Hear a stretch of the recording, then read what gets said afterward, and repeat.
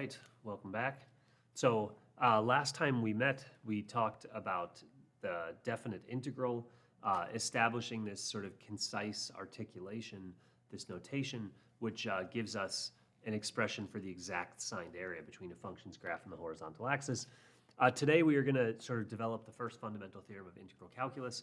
It sort of helps us frankly, it's almost like a waypoint to develop the second fundamental theorem of integral calculus, which perhaps is more important.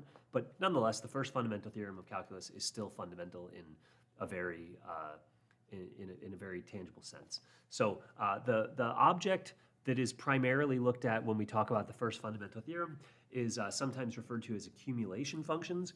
So we are essentially cooking up a function that is associated to a definite integral.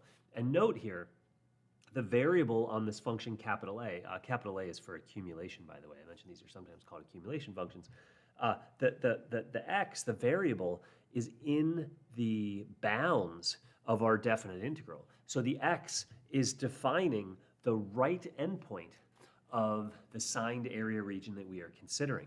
So when you're looking at the function f of x and you're looking at the graph and the area between the function's graph and the horizontal axis, the x here is essentially defining where we are considering the area to be. If we changed our x, right, because our x is just a variable, right, we can move our x to a different location, move our x over here, and now the area that we're considering is this new, wider region. So change your x, you're changing the region of area that you are considering beneath your function f. So, oops, I should put an f of t here so that the variable here is not to be confused with the variable from our capital F or capital A function.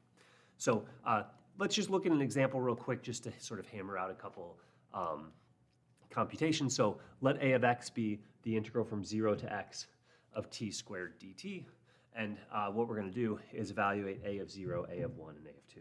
So note that a of 0 here, well, I guess in general, let me just draw a picture to sort of describe what's going on here.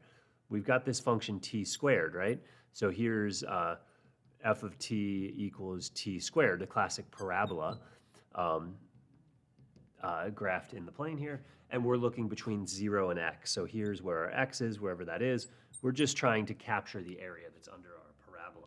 Well, what about a of 0? Okay, well, a of 0 is just utilizing the expression for a of x, the integral from 0 to 0 of t squared dt.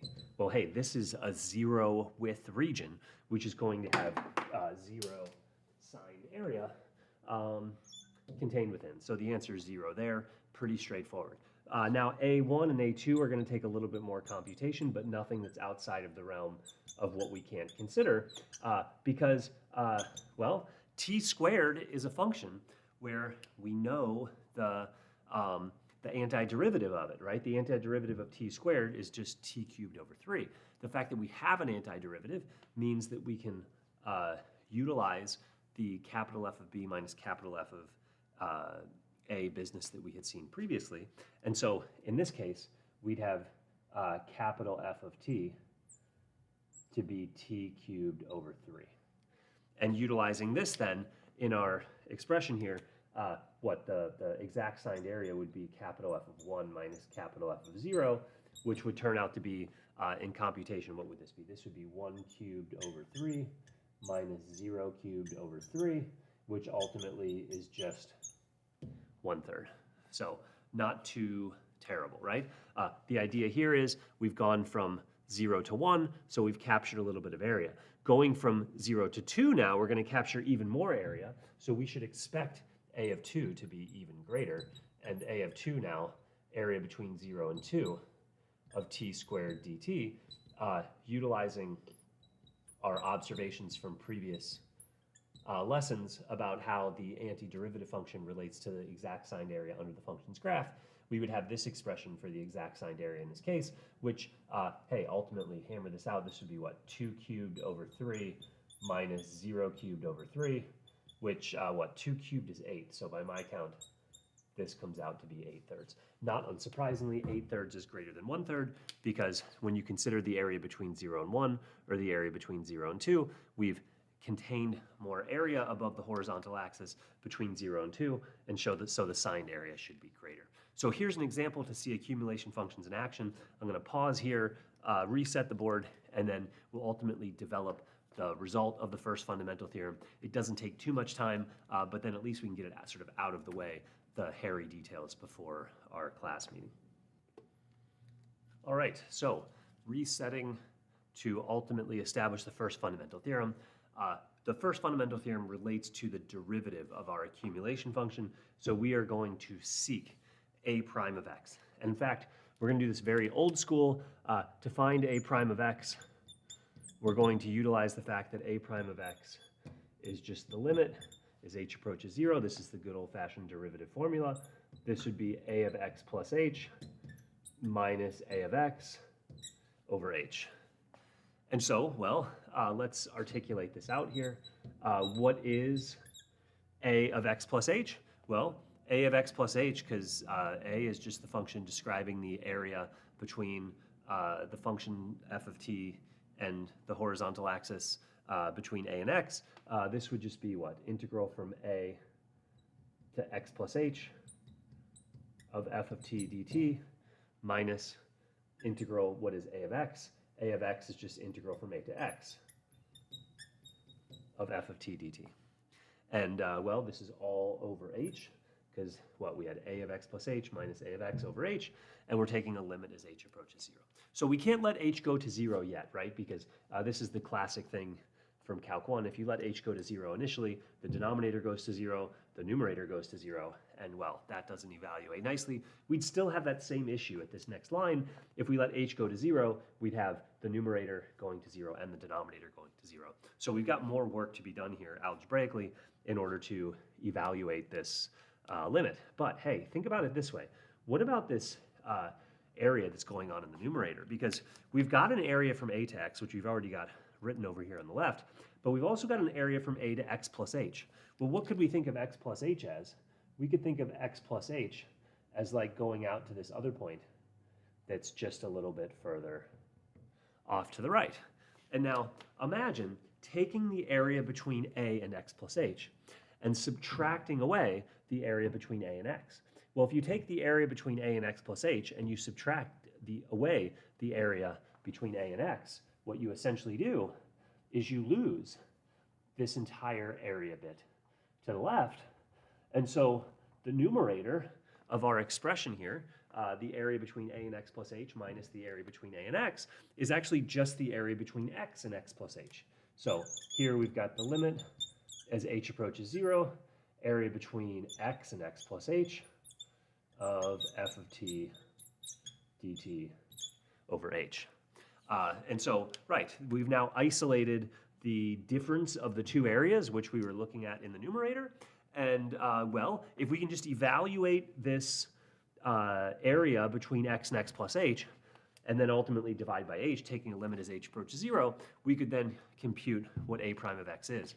But now, in order to do this, let's just think that h is going to 0, right? So x and x plus h are getting very, very close to one another, right? As h goes to 0, x plus h goes to x. So these 2 points are getting microscopically close to one another.